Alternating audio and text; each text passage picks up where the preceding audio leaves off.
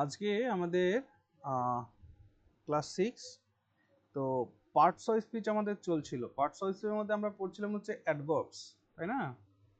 তো অ্যাডভার্বসের আজকে part 3। So অ্যাডভার্বসের আমি রুল লেখাচ্ছিলাম, তাই না? ও বলছি তার আগে দাঁড়াও, যে টেন্সটাকে ক্লিয়ার করে দিতে হবে। তো আছো কি সে ক্লাসে যে বলেছিলে?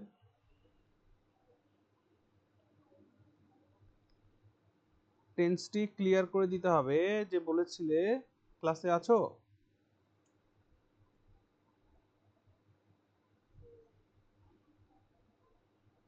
নেই, ঠিক আছে, চলো যেদিন থাকবে তুমি সেদিনকে করব।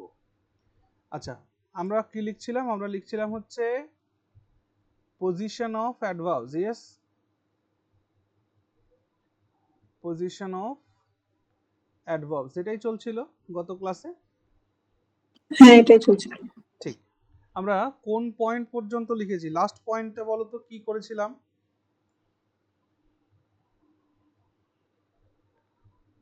লাস্ট পয়েন্টটা কি করেছিলাম?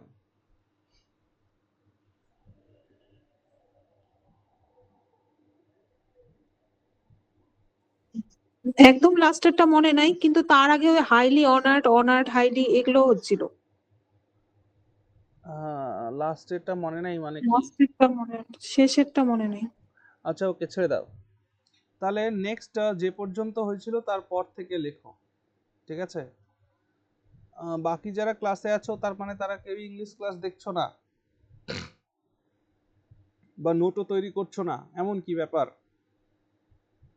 না স্যার, দেখেছি কিন্তু মানে নোটসটা এখন তৈরি করা হয়নি স্যার।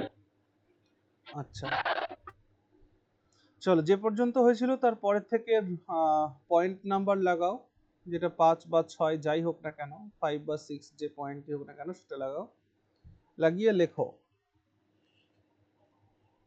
লেখো only, merely, only,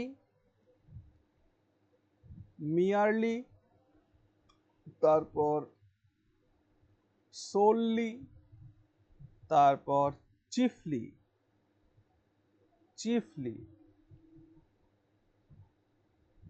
এই সকল অ্যাডভার্বস গুলি, এই সকল অ্যাডভার্বস গুলি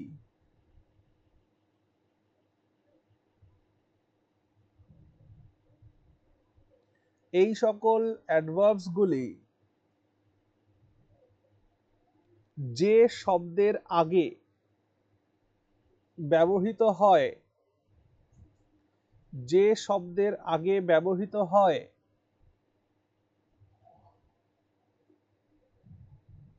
সেই শব্দটিকেই সে মডিফাই করে, সেই শব্দটিকেই সে মডিফাই করে।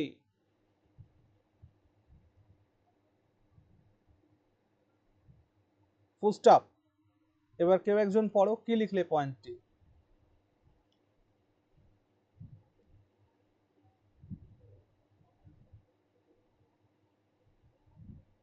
অনলি, মেয়ারলি, সোললি, চিফলি এই সকল অ্যাডভার্বগুলি যে শব্দের আগে ব্যবহৃত হয় সেই শব্দটিকে সে মডিফাই করে। Very good. তার মানে এই অনলি শব্দটি যে শব্দের, মানে মনে করো যে যে শব্দটাকে ডেসক্রাইব করতে হবে বা মডিফাই করতে হবে ঠিক তার আগে এর ব্যবহার হবে, হ্যাঁ, এবং সেই শব্দটিকেই সে মডিফাই করবে। আমি এখানে 4টে সেন্টেন্স লিখছি, 4টে সেন্টেন্স লিখে ব্যাপারটাকে বোঝানোর চেষ্টা করছি। এক্সাম্পল লিখো, এক্সাম্পলের মধ্যে 4টে সেন্টেন্স লিখবো, 1, 2, 3 আর 4। চলো প্রথম সেন্টেন্সে আমি লিখলাম যে লিখলাম যে only he gave me, only he gave me the, only he gave me the box. ওকে, তারপরেরটা he only gave me the box. আর একটা he gave only me the box, আর একটা he gave me only the box। এই যে চারটে sentence আমরা এখানে লিখলাম, এই চারটে সেন্টেন্সের মিনিং কি সেম? না, আলাদা আছে, আলাদা আছে। Different different meanings. ওকে, তার মানে দাঁড়ালো এই যে অনলি কথাটি, মেয়ারলি কথাটি, সোললি, চিফলি, এই চারটে অ্যাডভার্বকে যেখানে বসাবে ইমিডিয়েট আফটার এর পরে যে শব্দটা রয়েছে সেটাকে সে মডিফাই করবে। তাহলে প্রথম বাক্যটা দেখো, প্রথম বাক্য হচ্ছে যে only he gave me the box. এর মানে কি? এর মানে হচ্ছে he and nobody else gave me. Okay, তার মানে শুধুমাত্র সেই আমাকে বক্সটি দিয়েছিল, এখানে হি মডিফাই হয়েছে। বুঝতে পারলে? তাহলে এর বাংলাটা লেখো, শুধুমাত্র সেই আমাকে বাক্সটি দিয়েছিল, সেই আমাকে বাক্সটি দিয়েছিল। এটার বাংলা মানে এটা। তারপরটা বলো দেখি, হি only gave me the box. এর মানে কি? হি only gave me the box এর মানে হচ্ছে যে সে শুধুমাত্র আমাকে বাক্সটা দিয়েছিল, আর কিছু সে করেনি। সে শুধুমাত্র বাক্সটি আমাকে দিয়েছিল, আর কিছু করেনি। ওকে, হ্যালো, আমি ক্লাস শেষ করে ফোন করছি। হ্যাঁ ভাই, ওকে। নাও তাহলে কি বুঝলে? এইখানে অ্যাকশনটাকে ডেসক্রাইব করছে এই অনলি কথাটি। বুঝতে পারলে? অর্থাৎ এর মানে হচ্ছে যে সে শুধুমাত্র আমাকে বাক্সটি দিয়েছিল, আর কিছু করেনি। ওকে, তারপরেরটা দেখো, he gave only me the box. এর মানে শুধু আমাকে বাক্সটি দিয়েছিল। একদম তাই, he gave the box to me and to nobody else. অর্থাৎ সে শুধুমাত্র আমাকেই বাক্সটা দিয়েছিল, অন্য কাউকে দেয়নি। খুব ভালো। আর 4 নম্বর বাক্যটা, সে শুধুমাত্র আমাকে বাক্সটিই দিয়েছিল, মানে বাক্সটাকে অন্য কিছু মডিফাই দেয়নি। করছে। হ্যাঁ, ভেরি গুড। সে শুধুমাত্র আমাকে বাক্সটিই দিয়েছিল, অন্য কিছু দেয়নি। এই জন্য পজিশন অফ অ্যাডভার্বসটা কিন্তু খুব ইম্পর্ট্যান্ট। কোথায় আমরা ব্যবহার করছি সেটা মাথায় রাখতে হবে। বলো তো প্রত্যেকের ক্লিয়ার হয়েছে কিনা? বাংলা বাক্যটা লিখলে বোধহয় আরো ভালো হতো। আচ্ছা, দ্বিতীয়টার হ্যাঁ, বাংলা বাক্যটা লিখে রাখো, হি only gave me the box. এর মানে হচ্ছে সে শুধুমাত্র আমাকে বাক্সটা দিয়েছিল, আর কিচ্ছু করেনি, মানে ভার্বকে ডেসক্রাইব করছে যে। আর 3 নম্বর বাক্যের বাংলা মানে কি হবে? সে শুধুমাত্র আমাকেই বাক্সটা দিয়েছিল, আর কাউকে দেয়নি। ওকে, আর 4 নম্বরটার কি মানে হবে? সে আমাকে শুধুমাত্রই বাক্সটা দিয়েছে, আর কিছু দেয়নি। ওকে, ক্লিয়ার হয়েছে প্রত্যেকের সবার এটা? হ্যাঁ দাদা। Very good. চলো নেক্সট স্যার। পয়েন্ট লেখো। হ্যাঁ, নেক্সট পয়েন্ট লেখো। নেক্সট পয়েন্টের মধ্যে লেখো adverbs of frequency। adverbs of frequency। adverbs of frequency যেমন always, never, often। আচ্ছা লেখো, ধীরে ধীরে লেখো। adverbs of frequency যেমন, adverbs of frequency যেমন always, always, sorry, always, always, comma, never, comma, often, often, often, comma, ever, comma, generally, generally, generally, comma, rarely, rarely, rarely, comma, frequently, comma, seldom, comma, sometimes, comma, occasionally, OCCASIONALLY, occasionally, comma, usually, USUALLY, usually, ইত্যাদি অ্যাডভার্বগুলির প্রয়োগ, ইত্যাদি অ্যাডভার্বগুলির প্রয়োগ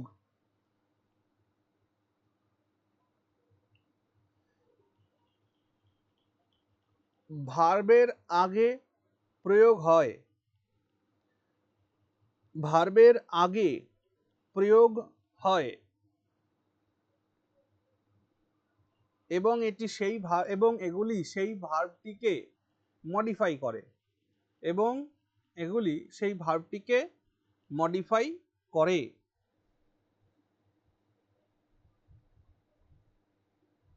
লিখেছ? কেউ একজন পয়েন্টটা পড়ো, কি লিখলে?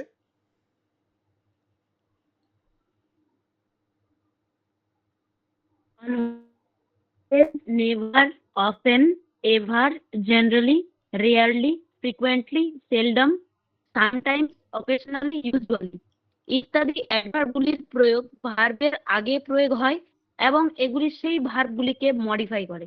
Very good. তাহলে এদের প্রয়োগ কি ভার্বের পরে করব না আগে করব? আগে। ভার্বের আগে আগে। করব। সাবাস। এক্সাম্পলের মধ্যে লেখো, এক্সাম্পলের মধ্যে লেখো। আমি বললাম যে দুটো বাক্য লিখবো, কোনটা ঠিক কোনটা ভুল বলতে হবে। আমি বললাম যে the sun rises always in the east. আর একটা the sun always rises in the east. কোনটা সঠিক? নিচেরটা। একদমই তাই, নিচেরটা সঠিক। মাথায় রাখতে হবে the sun rises always in the east. এই ধরনের বাক্য যদি দিয়ে তোমাদেরকে প্রশ্ন করে যে এই বাক্যটিকে ইমপ্রুভ করো বা এই বাক্যটিকে মডিফাই করো, এবং অপশান থাকবে নো মডিফিকেশন ইজ নিডেড, তাহলে কিন্তু এই কনসেপ্টটা না জানা থাকলে তোমরা কিন্তু নো মডিফিকেশন নিডেড বলে উত্তর করে চলে আসবে, তাই না? বলো। হ্যাঁ স্যার, আগে এটা জানতাম না। একদমই তাই। তো এই জন্য বলছি যে অ্যাডভার্বস থেকে খুব সূক্ষ্ম গ্রামার কিন্তু পরীক্ষাতে চলে আসে, সেটা মাথায় রাখতে হবে। তাহলে অ্যাডভার্বস অফ ফ্রিকোয়েন্সি যখনই দেখবে, সেই অ্যাডভার্বস অফ ফ্রিকোয়েন্সি সবসময় সেই ভার্বটির আগে বসবে যে ভার্বটিকে এটি মডিফাই করছে। তাহলে অলওয়েজ কথাটি এই ভার্ব রাইজটাকে মডিফাই করছে, তাই রাইজের আগে এটা সঠিক ব্যবহার, এটা ঠিক এটা ভুল। বুঝতে পারছো ব্যাপারটা? যেমন আরো কিছু এক্সাম্পল লিখে নাও তাহলে। যেমন আরো কিছু এক্সাম্পল লেখো যে আমি বললাম যে হি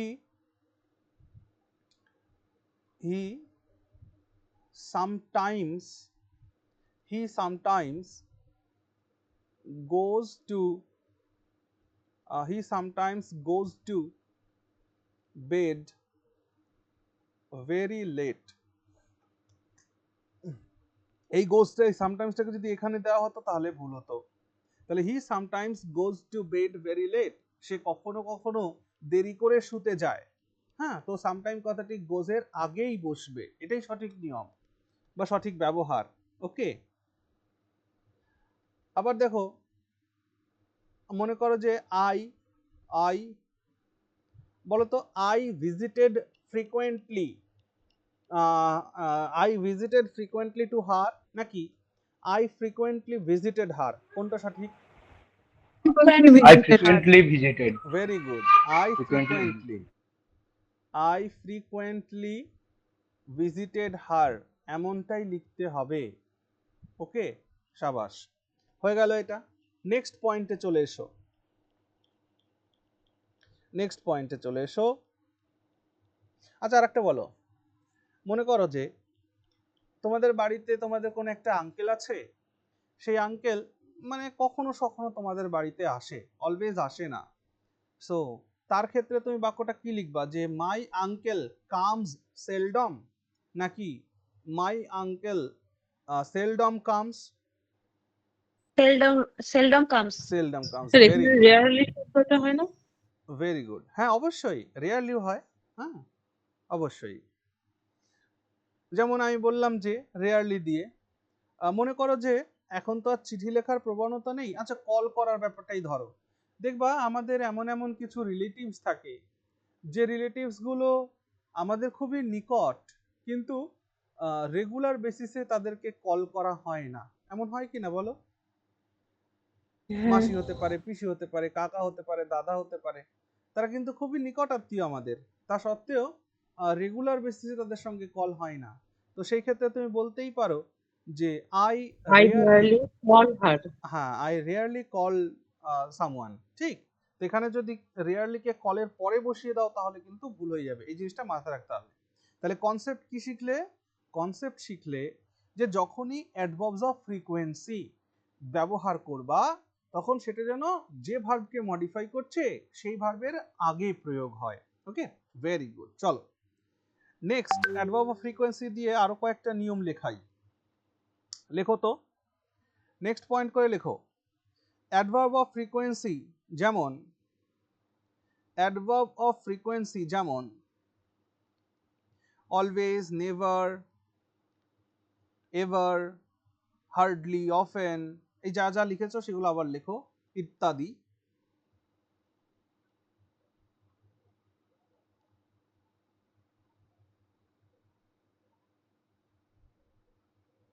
ইত্যাদি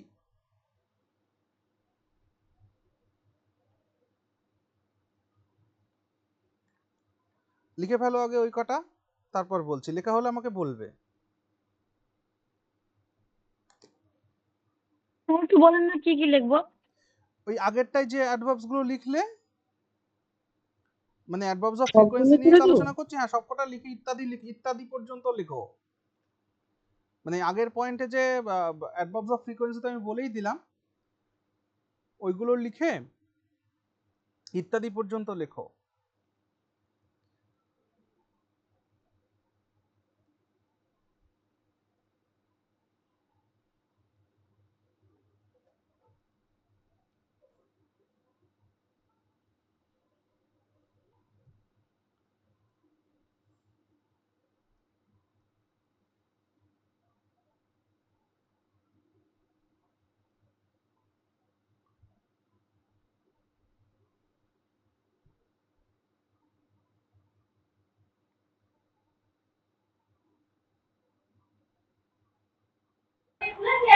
হয়েছে স্যার।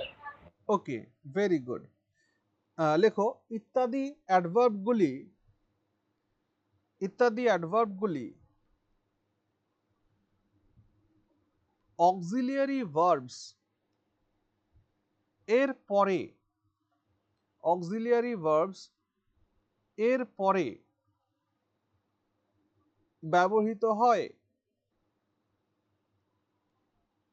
গুলোর প্রয়োগ অক্সিলিয়ারি ভার্বস এর পরে ব্যবহৃত হয়। যেমন এক্সাম্পল দেখো, আমি বললাম যে দুটো বাক্য লিখছি, অক্সিলিয়ারি ভার্ব যখন আমি বলছি তখন অক্সিলিয়ারি ভার্বের মধ্যে প্রাইমারি, সেকেন্ডারি সব অক্সিলিয়ারি ভার্বই পড়বে। ওকে, আমাদের প্রত্যেকের আশা করছি ধারণা রয়েছে যে প্রাইমারি অক্সিলিয়ারি ভার্ব কোনগুলো আর সেকেন্ডারি অক্সিলিয়ারি ভার্ব কোনগুলো।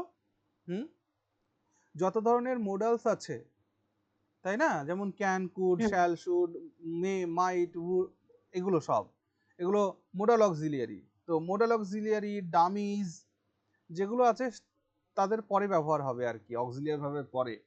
যেমন আমি একটা এক্সাম্পল লিখছি, নিচে এক্সাম্পলের মধ্যে লেখো, he always is at home on Sundays, এটা একটা। হি is always at home on Sundays কোন বাক্যটি সঠিক?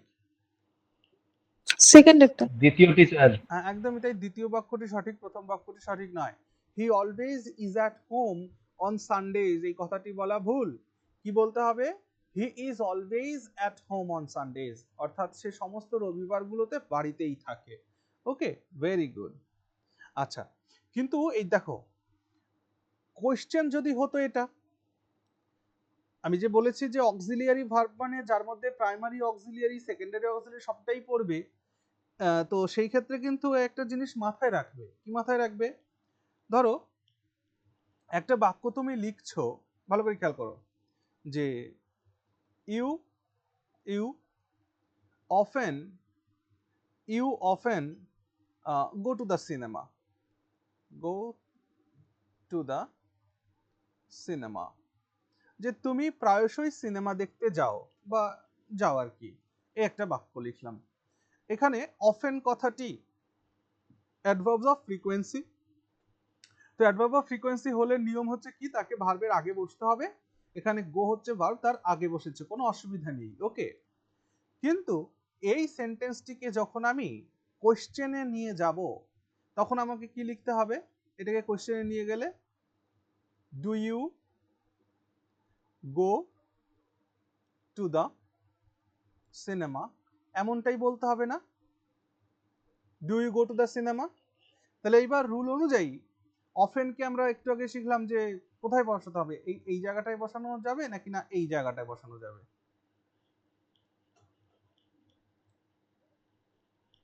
কোন জায়গাটায় বসানো উচিত? ডু এর ইমিডিয়েট আফটার নাকি ইউ এর পরে? Do often you go to the cinema নাকি do you often go to the cinema, কোনটা লেখা উচিত?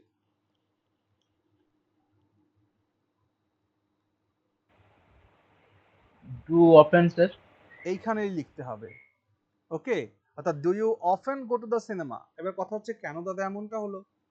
সবসময় মাথায় রাখবে, যখন আমরা কোশ্চেন করি এটাকে বলা হয় কার্নেল সেন্টেন্স, অর্থাৎ যেটা হচ্ছে আমাদের মূল বাক্য, যে মূল বাক্য থেকে একটা কোশ্চেন তৈরি হয়।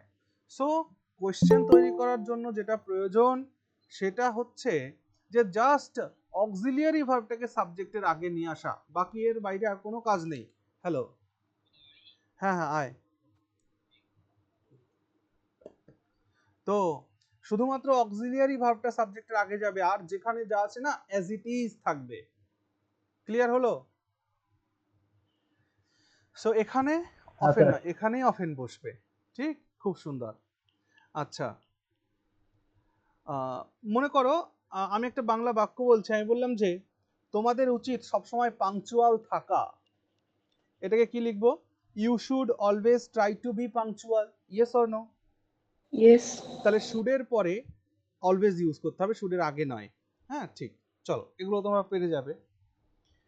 চলো,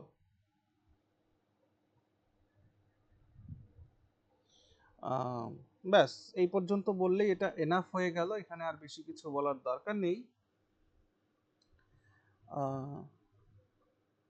লেখো এরপরে নেক্সট আর একটা পয়েন্ট লেখো, তো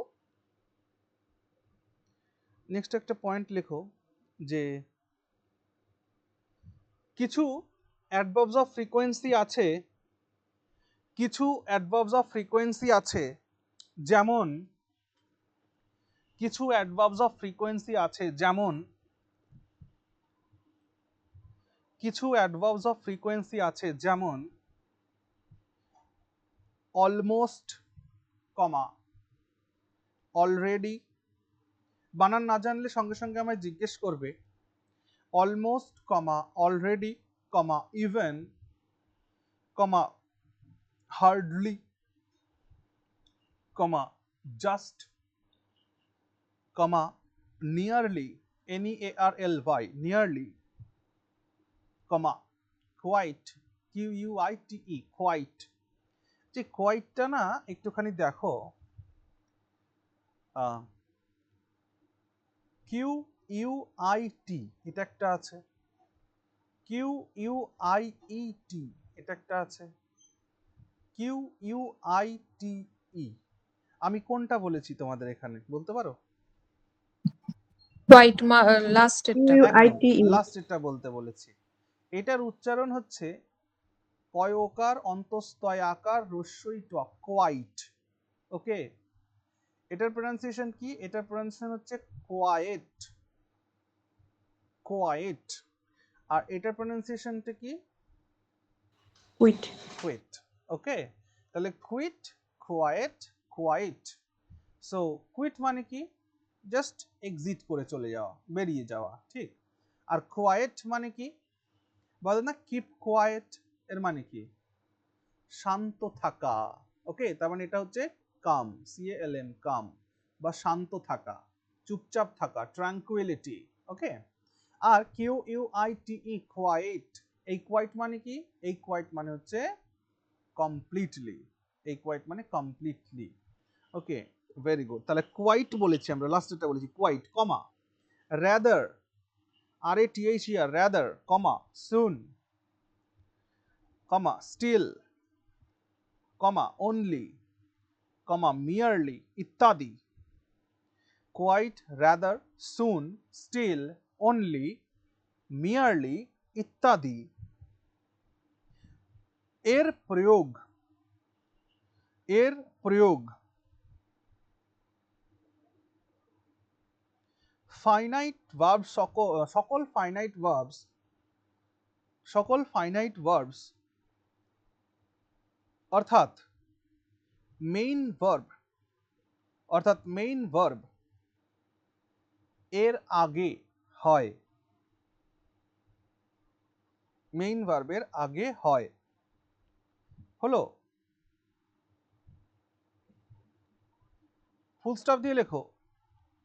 যদি অক্সিলিয়ারি ভার্ব ও মেইন ভার্ব দুটিই থাকে, যদি অক্সিলিয়ারি ভার্ব ও মেইন ভার্ব, আচ্ছা কি বললাম যেন দাঁড়িয়ে দিয়ে,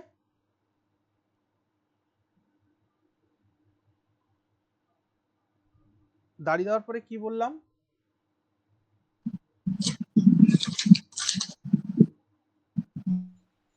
ও যদি অক্সিলিয়ারি ও মেন ভার্ব দুটি, আচ্ছা তাহলে যদি পরে একটা শব্দ জুড়ে দাও না। যদি বাক্যে, যদি বাক্যে মেইন ভার্ব ও অক্সিলিয়ারি ভার্ব দুটোই থাকে, তাহলে এগুলির ব্যবহার এদের মাঝখানে হয়, তাহলে অক্সিলিয়ারি ভার্বের ব্যবহার এদের মাঝখানে হয়। ওকে, যদি থেকে একবার বলুন। যদি যদি বাক্যে হ্যাঁ, অক্সিলিয়ারি হ্যাঁ। ভার্ব এবং মেইন ভার্ব দুটিই থাকে, তাহলে এদের মাঝখানে এদের ব্যবহার হয়, অর্থাৎ অক্সিলিয়ারি ভার্ব আর প্রিন্সিপাল ভার্বের মাঝখানে এই অ্যাডভার্বগুলোর ব্যবহার হবে। বুঝেছো? ব্যাপারটা হচ্ছে দেখো, যখন আমরা ফাইনাইট ভার্ব বলি, সো ফাইনাইট ভার্বের মধ্যে অক্সিলিয়ারি ভার্বও চলে আসে, যে ফাইনাইট ভার্বের মধ্যে অক্সিলিয়ারি ভার্বও চলে আসে, বুঝতে পারলে? সেই কারণে এটুকুন একটু ক্ল্যারিফাই করে দিলাম যে মানে যদি একটা সেন্টেন্সের মধ্যে শুধু মেইন ভার্ব আছে, তাহলে সেটার সাথে মেইন ভার্বের আগে বসবে। এবার মনে করো যে একটা সেন্টেন্সের মধ্যে অক্সিলিয়ারি ভার্ব আর মেইন ভার্ব দুটোই আছে, তাহলে কোথায় বসবে? তাহলে এটা অক্সিলিয়ারি ভার্ব আর মেইন ভার্বের মাঝখানে বসবে। ওকে, যেমন কতগুলো এক্সাম্পল লেখো। লেখো, he almost reached the station in time. He almost reached the station in time. He almost reached the station in time. এটা একটা এক্সাম্পল লিখলে। আর যদি মোটামুটি ধরো অক্সিলিয়ারি ভার্ব থাকে, তাহলে এমনটা লেখো যে আমরা বলি না যে আমি বম্বেও গিয়েছিলাম, তো সেই জায়গাটায় লেখো I have also visited Mumbai. I have also visited Mumbai, have also visited Mumbai. তাহলে হ্যাভ আর ভিজিটেড এর মাঝখানে অলসো এর প্রয়োগ হয়েছে। চলো নেক্সট পয়েন্ট লেখো। দাদা আমি লেফট নিচ্ছি। হ্যাঁ নাও। নেক্সট পয়েন্ট লেখো। লেখো adverbs of quantity. Adverbs of quantity. Adverbs of quantity অর্থাৎ পরিমাণ বোঝানোর জন্য যে অ্যাডভার্বগুলো আমরা ব্যবহার করি, অ্যাডভার্বস অফ কোয়ান্টিটি, যেমন too, comma very, comma quite, comma completely,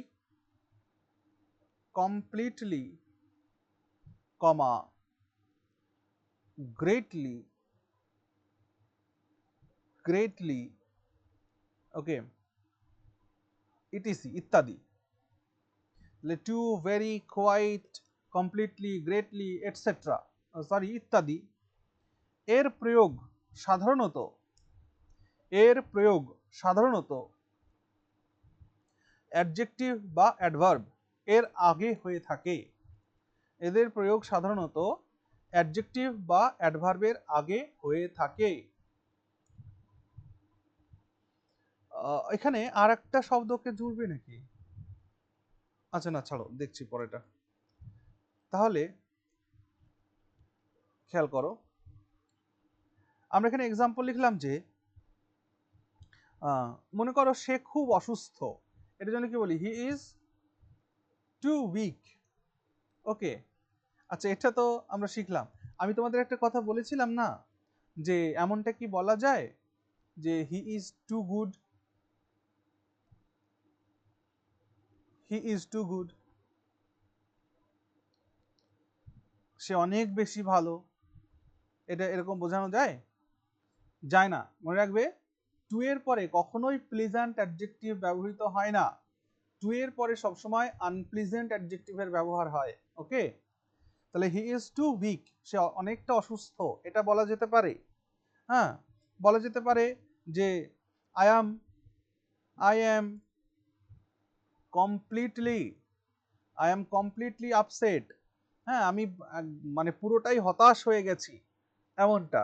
ঠিক আছে, তাহলে এখানে উইক অ্যাডজেক্টিভের আগে বসিয়েছো, তারপরে তোমার আপসেট অ্যাডজেক্টিভের আগে বসিয়েছো, অ্যাডভার্বের আগেও বসে, যেমন I run very slowly, I run very slowly, adverb এর আগে বসেছে ভেরি কথাটি। ঠিক আছে, চলো।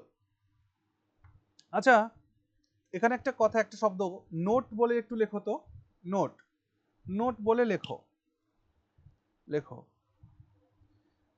Adverb of quantity, adverb of quantity, adverb of quantity, enough, ENOUGH, enough, ENOUGH, enough, এনাফকে সিঙ্গেল কোটের মধ্যে রাখো, এনাফ এর প্রয়োগ, এনাফ এর প্রয়োগ অ্যাডজেক্টিভ বা অ্যাডভার্ব দুই ভাবেই হতে পারে। অ্যাডজেক্টিভ বা অ্যাডভার্ব, অ্যাডজেক্টিভ বা অ্যাডভার্ব।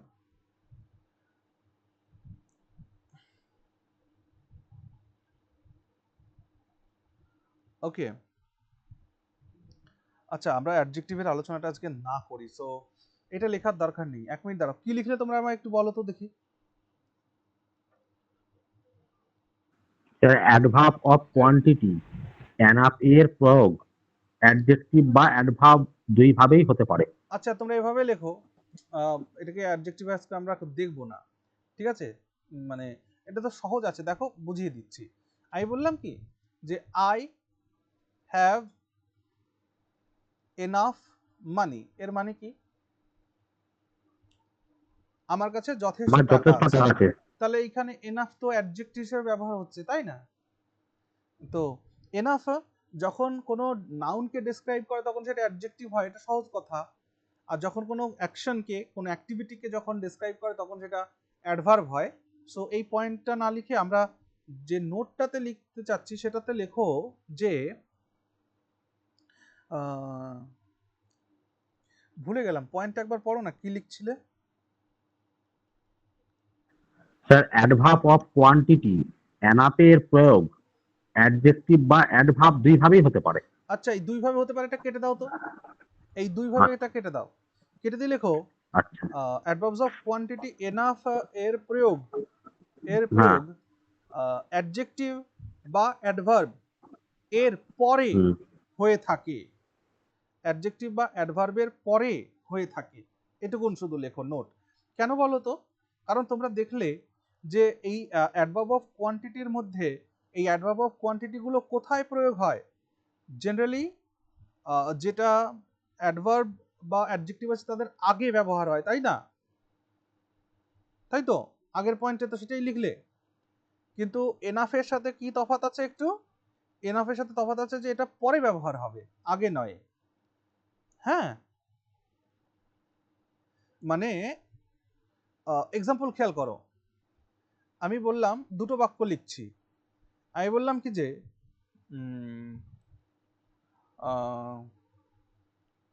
আমি বললাম যে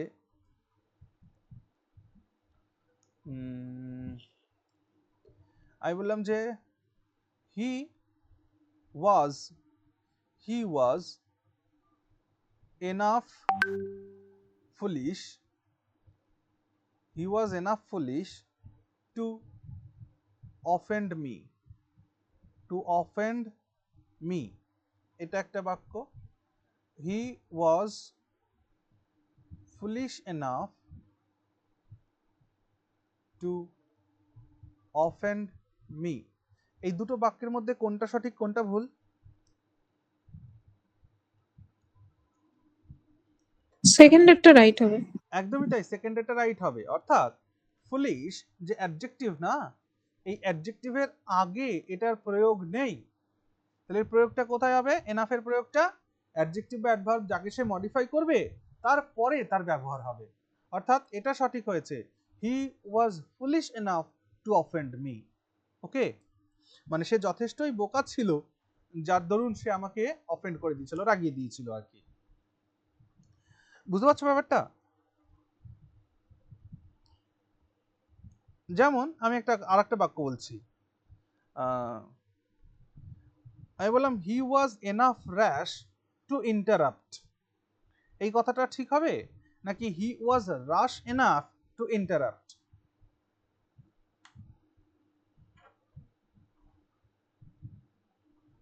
সেকেন্ডটা ঠিক হবে। হ্যাঁ, একদমই তাই, র্যাশ এনাফ হবে। সাবাস।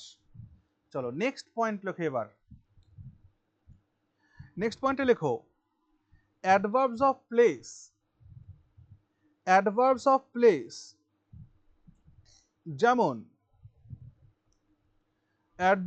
প্লেস যেমন here, comma there, comma everywhere ইত্যাদি। হিয়ার, দেয়ার, এভরিওয়্যার ইত্যাদি এর প্রয়োগ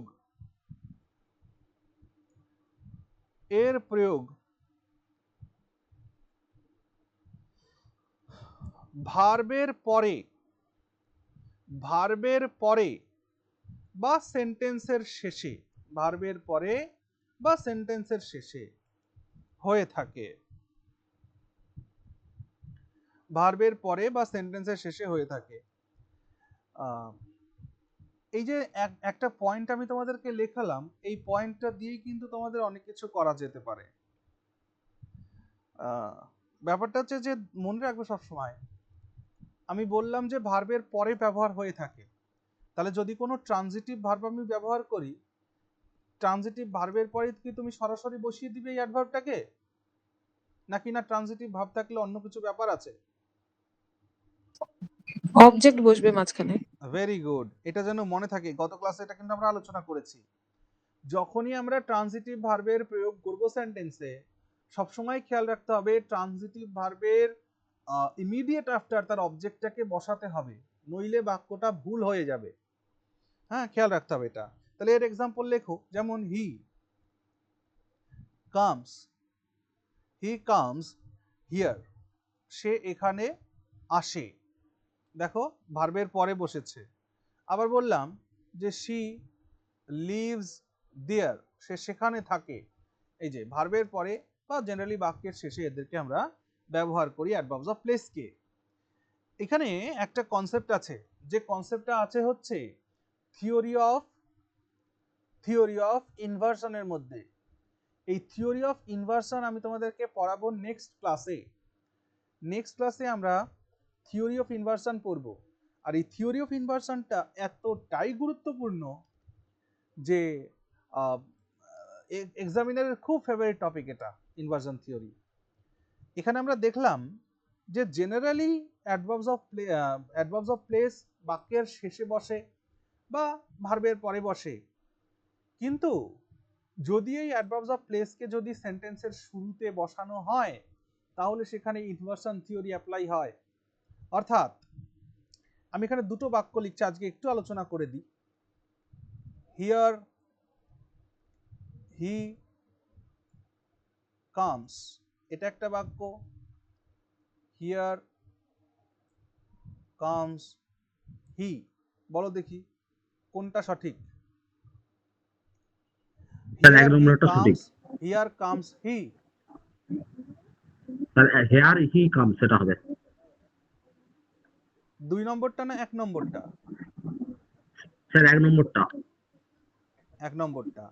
দেখো 1 নম্বর বাক্যটা ভুল, 2 নম্বর বাক্যটা সঠিক। ওকে, হিয়ার হি কামস নয়, হিয়ার কামস হি, এটা করতে হবে। তাহলে কনসেপ্টটা কি? কনসেপ্টটা হলো প্লেস অ্যাডভার্ব যখনই সেন্টেন্সের শুরুতে বসবে তখনই বাক্যে কমপ্লিট ইনভার্সন অ্যাপ্লাই হবে। ইনভার্সন দুই প্রকারের হয়, একটা কমপ্লিট ইনভার্সন আর একটা পার্শিয়াল ইনভার্সন। ঠিক আছে, আমি আজকে ওদিকে না যাই, এটা আমরা নেক্সট ক্লাসে শিখব। ওকে, বেশ। তারপর লেখো যে একদম বেসিক পয়েন্টগুলোকে লিখছি আমরা। লেখো adverbs of time. Adverbs of time যেমন টুডে, টুমরো, ইয়েস্টারডে ইত্যাদি। অ্যাডভার্বস অফ টাইম যেমন টুডে, টুমরো, ইয়েস্টারডে ইত্যাদি এর প্রয়োগ ভার্বের পরে বা সেন্টেন্সের শেষে হয়ে থাকে। ভার্বের পরে বা সেন্টেন্সের শেষে হয়ে থাকে।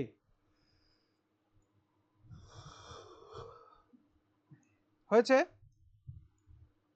অ্যাডভার্বস অফ টাইম যেমন টুডে, টুমরো, ইয়েস্টারডে ইত্যাদি এর প্রয়োগ ভার্বের পরে বা সেন্টেন্সের শেষে হয়ে থাকে। এক্সাম্পল লেখো যে যেমন মাই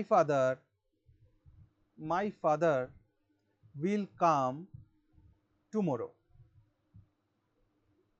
মাই ফাদার উইল কাম টুমরো, এই যে টুমরো বাক্যের শেষে ভার্বের পরে বসে এরা। আবার মনে করো যে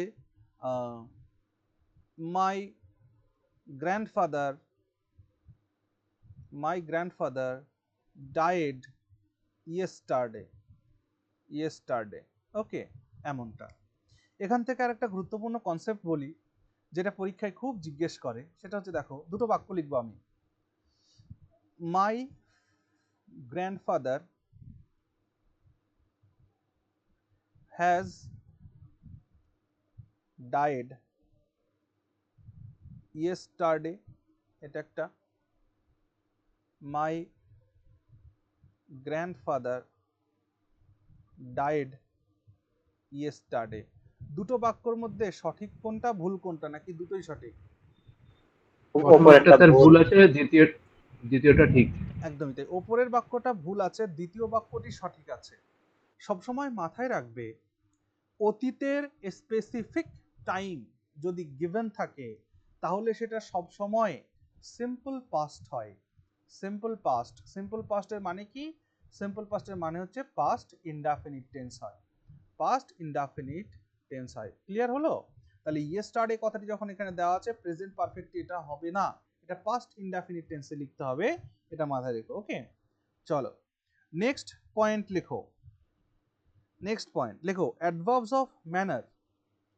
অ্যাডভার্বস অফ ম্যানার যেমন, অ্যাডভার্বস অফ ম্যানার যেমন, অ্যাডভার্বস অফ ম্যানার যেমন হার্ড, HARD, হার্ড, কমা ফাস্ট, কমা কেয়ারফুলি, কমা বিউটিফুলি ইত্যাদি এর প্রয়োগ ভার্বের পরে হয়ে থাকে। অ্যাডভার্বস অফ ম্যানার যেমন হার্ড, ফাস্ট, কেয়ারফুলি, বিউটিফুলি ইত্যাদি এর প্রয়োগ ভার্বের পরে হয়ে থাকে।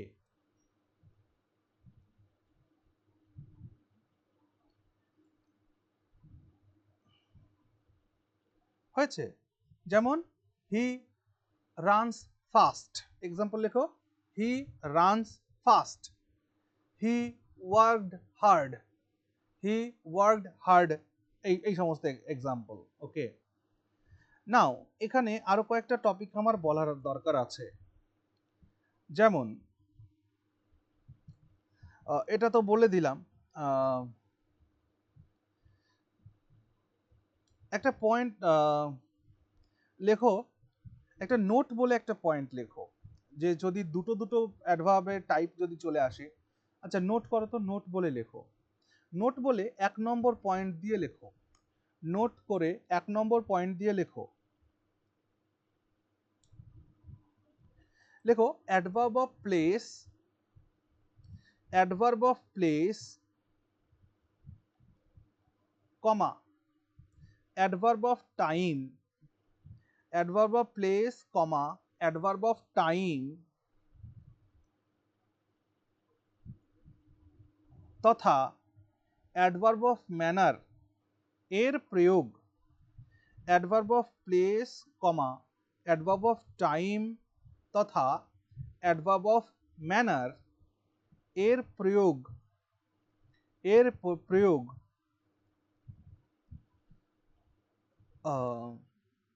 ট্রানজিটিভ ভার্বের অবজেক্টের পর হয়ে থাকে। ট্রানজিটিভ ভার্বের অবজেক্টের পরে হয়ে থাকে। যেমন 3টে এক্সাম্পল লিখবো, দেখো। আমি বললাম যে আই ইনভাইটেড হিম হিয়ার, আমি তাকে এখানে নিমন্ত্রণ করেছি বা আসতে বলেছি। অ্যাডভার্ব অফ প্লেস, তাহলে এটা কি, এটা হচ্ছে এডিবি অফ প্লেস। তাহলে কোথায় বসেছে? ট্রানজিটিভ ভার্ব, তারপরে তার অবজেক্ট বসেছে, তারপর গিয়ে এটা বসেছে। প্লেসের ক্ষেত্রেও তাই হবে, ম্যানারের ক্ষেত্রেও তাই হবে সবসময়। কথা একটাই, নোট হয়তো বারবার হচ্ছে একই জিনিসের, যে ট্রানজিটিভ ভার্ব যখনই ব্যবহার হবে, ট্রানজিটিভ ভার্ব আর তার অবজেক্টকে কখনোই ব্রেক করা যাবে না, এটাই আর কি বক্তব্য। যেমন বললাম যে হি রোট আ বুক লাস্ট ইয়ার, হি রোট আ বুক লাস্ট ইয়ার, অর্থাৎ গত বছর সে একটা বই লিখেছিল, অর্থাৎ adverb of time, adverb of time. তারপরে আরো খেয়াল করো, আরেকটা কি বাকি রইলো? অ্যাডভার্ব অফ প্লেস, টাইম, আরেকটা কি বাকি রইলো? ম্যানার। ম্যানার। ওকে, ভেরি গুড। আমি তাহলে একটা বাক্য লিখছি যে the nurse, the nurse, the nurse treated me lovingly। দেখো, দ্য নার্স ট্রিটেড মি লাভিংলি, অর্থাৎ অ্যাডভার্ব অফ ম্যানার। তাহলে বক্তব্য ওই একটাই, তাও বারবার করে লেখাচ্ছি যে ট্রানজিটিভ ভার্ব ব্যবহার হলে তার অবজেক্টকে ব্রেক করা যাবে না, তারপর তাকে ব্যবহার করতে হবে। ওকে, বেশ।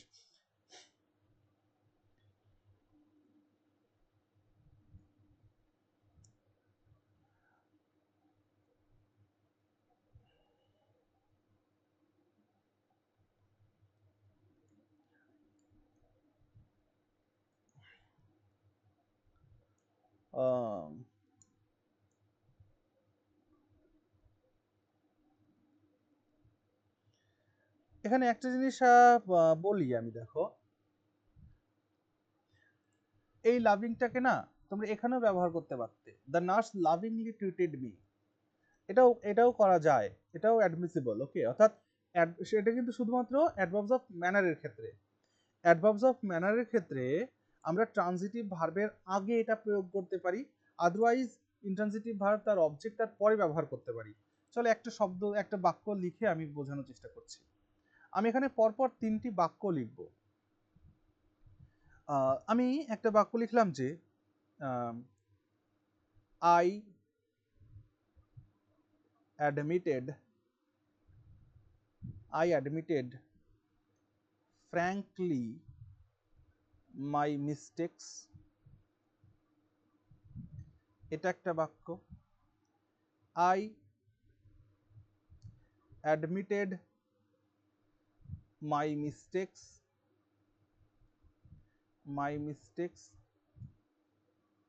frankly, এটা একটা বাক্য। I frankly admitted my mistakes। এই 3টে বাক্যের মধ্যে একটি বাক্য ভুল আছে, বাকি দুটো ঠিক আছে। ভুল কোনটি বলতে হবে? একটা ভুল আছে। দেখো প্রথমটা ভুল আছে, বাকিগুলো কি আছে? ঠিক আছে। ওকে, অর্থাৎ আই অ্যাডমিটেড মাই মিস্টেক, দেখো এটা হচ্ছে ট্রানজিটিভ ভার্ব আর এটা হলো তার অবজেক্ট। বারবার বলেছি যে ট্রানজিটিভ ভার্ব আর তার অবজেক্টকে কখনোই ব্রেক করা যাবে না, তার মাঝখানে কেউ আসবে না। সো এটা ভুল। বাকি I admitted my mistakes frankly, এটা একদম সঠিক। ট্রানজিটিভ ভার্ব তার অবজেক্ট তারপরে বসেছে। আবার ট্রানজিটিভ ভার্ব এবং তার অবজেক্টের আগেও কিন্তু এই ফ্র্যাঙ্কলি কথাটা বসতে পারে, এটাও কিন্তু সঠিক। আর এটা শুধুমাত্র অ্যাডভার্বস অফ ম্যানারের জন্যই অ্যাপ্লিকেবল। ওকে,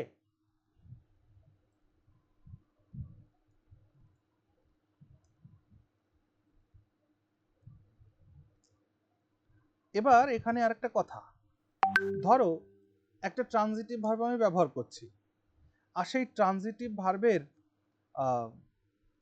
অবজেক্ট হিসাবে একটা শব্দ না ব্যবহার হয়ে কোনো ক্লজ ব্যবহার হয়েছে, তাহলে কি হবে?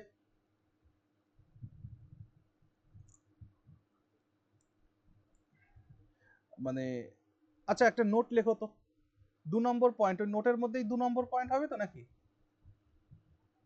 ওই নোটের মধ্যে 2 নম্বর পয়েন্ট করে লেখো তো, একটা কথা লিখে রাখো তো। বলবো কি লিখবে? হ্যাঁ বলুন স্যার। লেখো, যখন কোনো অবজেক্টকে কোনো ক্লজ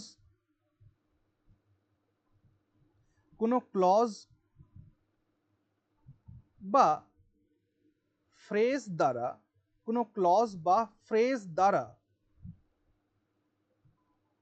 কোয়ালিফাই করা হয়, যখন কোনো অবজেক্টকে কোনো ক্লজ বা কোনো ফ্রেজ দ্বারা কোয়ালিফাই করা হয়, তখন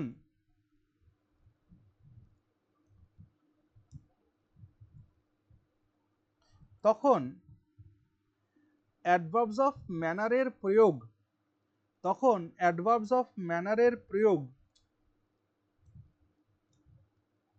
কখনো কখনো ভার্ব আর ওই অবজেক্টের মাঝখানেও করা যেতে পারে। ভার্ব এবং ওই অবজেক্টের মাঝখানে করা যেতে পারে।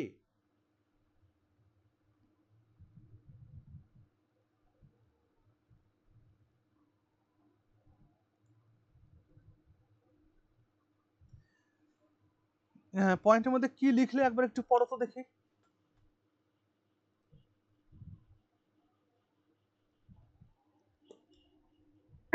যখন কোনো অবজেক্টকে কোনো ক্লজ বা ফ্রেজ দ্বারা কোয়ালিফাই করা হয়, তখন অ্যাডভার্বস অফ ম্যানার এর প্রয়োগ কখনো কখনো ভার্ব এবং ওই অবজেক্টের মাঝে করা যেতে পারে।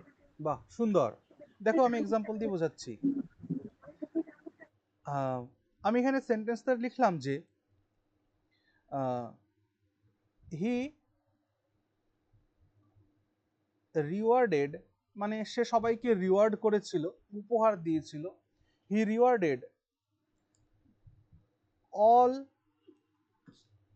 those who had served him well. খেয়াল করো এই সেন্টেন্সটার মধ্যে, এই সেন্টেন্সটার মধ্যে রিওয়ার্ডেড একটা ট্রানজিটিভ ভার্ব, এই ট্রানজিটিভ ভার্বের অবজেক্ট হচ্ছে এটা। এবার এই অবজেক্টটাকে দেখো একটা ক্লজ দ্বারা মডিফাই করা হয়েছে, যে হি রিওয়ার্ডেড অল দোজ, সে সকলকে রিওয়ার্ড দিয়েছিল। কোন সকলকে রিওয়ার্ড দিয়েছিল? যারা তাকে ভালোভাবে সার্ভ করেছিল, মানে হু হ্যাড সার্ভড হিম ওয়েল। তাহলে যখন কোনো অবজেক্টকে একটা ক্লজ দিয়ে বা কোনো ফ্রেজ দিয়ে ডেসক্রাইব করা হচ্ছে, তাহলে আমি কি শেষে গিয়ে অ্যাডভার্বের প্রয়োগটা করবো এখানে? না, এই কনস্ট্রাকশনটা ভুল হবে না, কিন্তু ভালো ইংরেজি হবে না। দেখো আমি এখানে একটা অ্যাডভার্ব ব্যবহার করতে চাই। কি অ্যাডভার্ব ব্যবহার করব? মনে করো যে কেউ কাউকে যদি খুশি হয়ে কখনো কোনো গিফট দেয়, তাহলে সেই গিফটটাকে কেমন বলবা? কেমন দান বলবা? উদারভাবে সে দিয়েছিল, তাই না? এই সেন্টেন্সের মান তো সেরকমই বলছে। মনে করো তুমি একজন মহারাজা, আর তোমাকে কতজন লোক খুব ভালো সার্ভ করেছে, সেবা করেছে, তোমার যা যা প্রয়োজন যখন যখন যেমন যেমন প্রয়োজন সমস্তটা করেছে, তা তুমি সেই জায়গা থেকে চলে আসবে।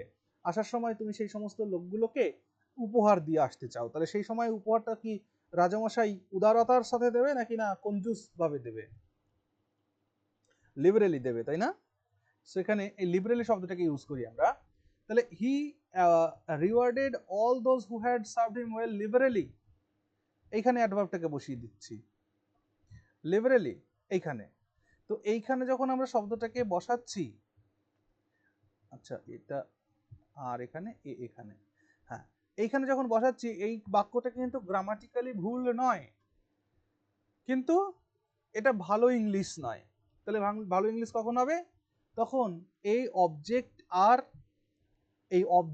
আর এই ট্রানজিটিভের ভার্বের মাঝখানে এই জায়গাটাতে এই অবজেক্টে প্রয়োগ করা যেতে পারে। অর্থাৎ এইটাকে সুন্দর করে লিখলে কেমন হবে? হি rewarded liberally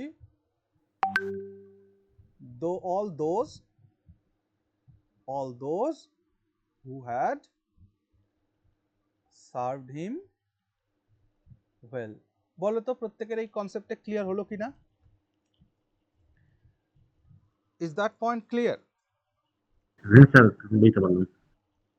Very good. Next point একটু লেখো। লেখো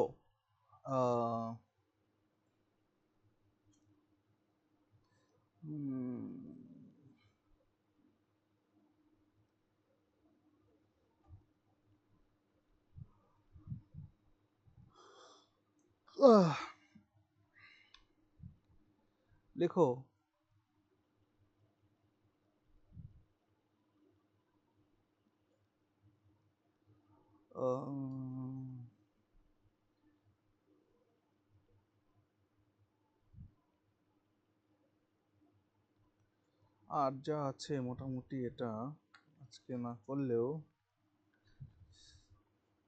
কারেক্ট ইউজ অফ,